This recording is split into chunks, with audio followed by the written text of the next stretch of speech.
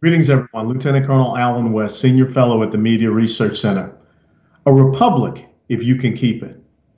See, for some of you, those words have an incredible meaning. But for many Americans, they may be saying, what is Colonel West talking about? Last week, Thursday and Friday, I was in Philadelphia, Pennsylvania. And I was there for a board meeting. And when the board meeting was over, I took the time to take a cab and go down to Independence Hall. And there I stood outside the birthplace of this incredible constitutional republic, the place that we call home, these great United States of America. See, today is Constitution Day because on September the 17th, 1787, 231 years ago today, the deliberations of our Constitutional Convention were over and we had a Constitution. The Founding Fathers had met and they had reconstructed the Articles of Confederation, and they had given us our rule of law, that incredible document that stands today for the longest running constitutional republic that the world has ever known. But I remembered as I stood outside Independence Hall last week, the exchange between Benjamin Franklin and a woman by the name of Mrs. Powell, a well-known Philadelphia socialite.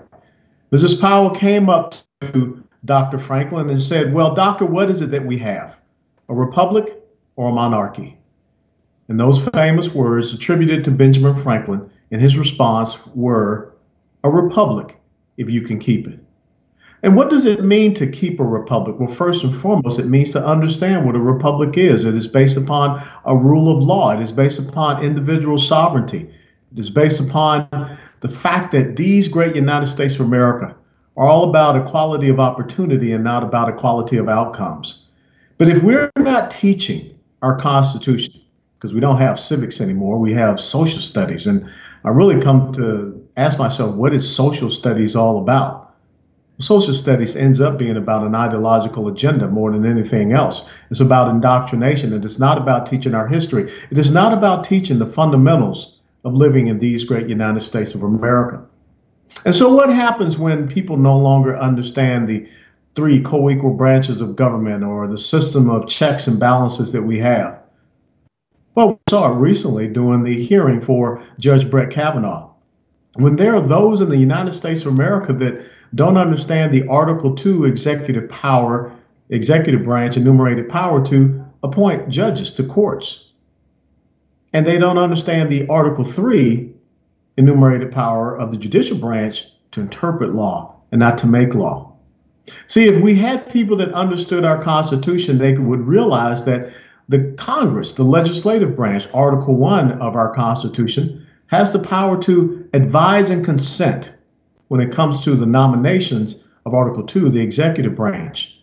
But unfortunately, it seems that what has happened in the United States of America is that there are certain people in the United States Senate, I won't mention their names, but they believe that they're supposed to attack and condemn instead of advise and consent. When you think about what is happening with the Deferred Action for Childhood Arrivals, DACA, when someone in the executive branch, the president, stands up and says that I have a pen and a phone and I'm going to do whatever I want with it. See, that is what Benjamin Franklin was warning us about, moving toward a monarchy instead of being a republic that we have to fight to keep. Because we do not have an executive branch that does as they will, much the same as Ramses did in the Ten Commandments, that movie with Charlton Heston and Yul Brynner, where he said, so let it be written, so let it be done. No, we have a process that we go through. The Supreme Court does not make laws. Legislation, bills, they are brought up through our representative democracy, through our bodies that represent us, being it the House of Representatives or the Senate. When those pieces of legislation, those bills pass those bodies, they go to the executive branch, which is where the president signs them into law because their enumerated power is to uphold the law, to implement it, to execute it. See, we are getting upside down when all of a sudden we have judges that are telling the current presidential administration that they have to abide by the previous unconstitutional executive order of the Obama administration. And that's what the Deferred Action for Childhood Arrivals really is. Because the enumerated power in matters of naturalization and immigration are not to the executive branch, Article 2. It is to the legislative branch, Article 1. But again, if you don't know today is Constitution Day, which I would beg any of you to understand that Independence Day is important, July the 4th, but Constitution Day is probably even more so important. Because if we do not abide by our rule of law, then the fact that we have an independent nation will mean nothing. Because eventually we will not have this constitutional republic if we undermine our rule of law. Think about the Obergefell versus Hodges case that the Supreme Court ruled on. That was the case about same-sex marriage. It is not possible for 5 unelected jurists to say that they are creating law, that they're creating a right. We already have our rights of life, liberty, and the pursuit of happiness as declared in our Declaration of Independence. But the thing is that the Supreme Court, Article 3 courts, they do not create law, they interpret law. But yet I found it very interesting that there are some people that would say, well, same-sex marriage is the law of the land, but why is it that the Second Amendment is not regarded and respected as the law of the land? After all, it is part of the Bill of Rights in our Constitution. See, it took 2 years for our Constitution to finally be accepted, ratified. And one of the main reasons why were those first 10 amendments that we call the Bill of Rights.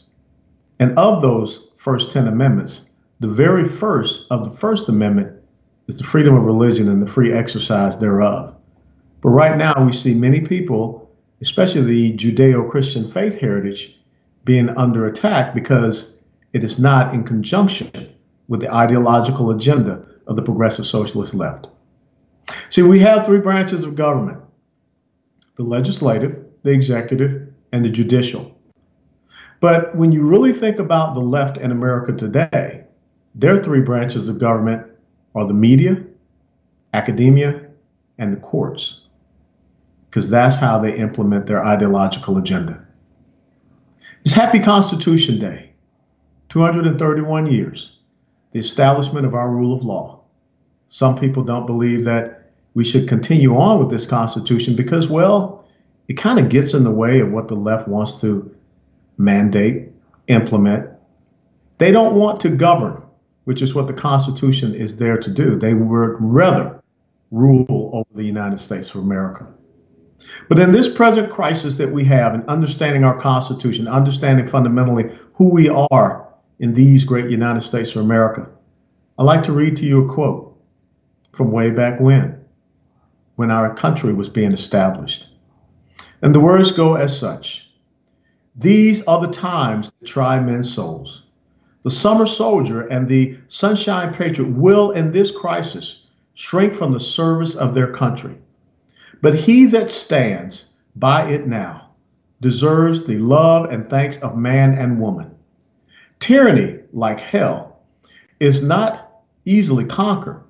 Yet we have this consolation with us, that the harder the conflict, the more glorious the triumph. What we obtain too cheap, we esteem too lightly. It is dearness only that gives everything its value." December the 23rd, 1776, Thomas Paine in his pamphlet, The Crisis.